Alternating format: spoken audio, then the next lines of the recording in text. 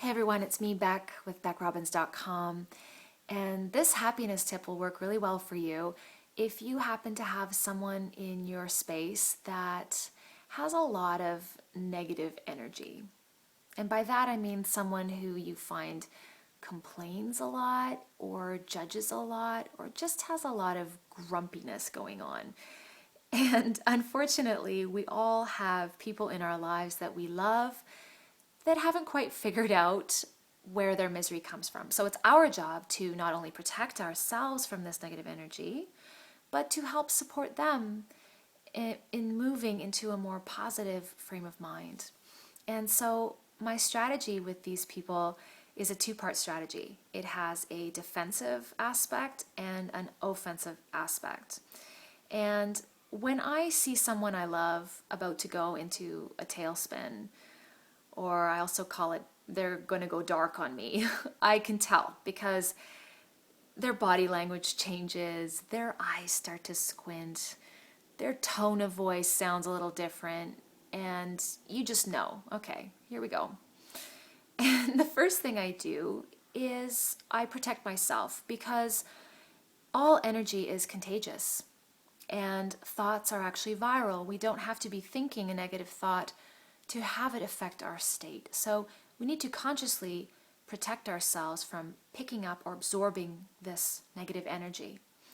And the way that I do this is through something I call soul stretching, because our soul is divine, and divine energy is love energy. And love really does conquer all. It neutralizes fear, and all negativity comes from fear. So we have the capacity to actually expand and amplify this spiritual aspect or this spiritual energetic side of us out into the world. We can expand it beyond the confines of our body. We can envelop people with this energy. We can even cover the entire planet with it if we wanted to. So what I do is I consciously breathe into this energy and blow it up like a bubble that expands beyond my body and creates this love bubble around me, this protective, invisible force field of love. And once I feel like that is in place, then often I will implement the second part of my strategy, which is simply to interrupt the thought pattern that my loved one is having, to try to click them into the positive aspect of their topic.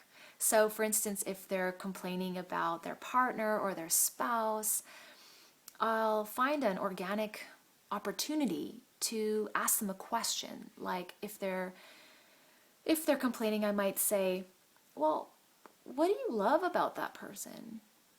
What's your favorite thing about them?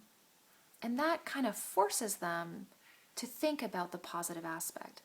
Or I might even just make a comment to help them consider the positive side of something. So if they're complaining about the rain in Vancouver, I might say, God, if it wasn't for all this rain, Vancouver would be not this beautiful. It would be dry and dirty. And look how green and beautiful our city is.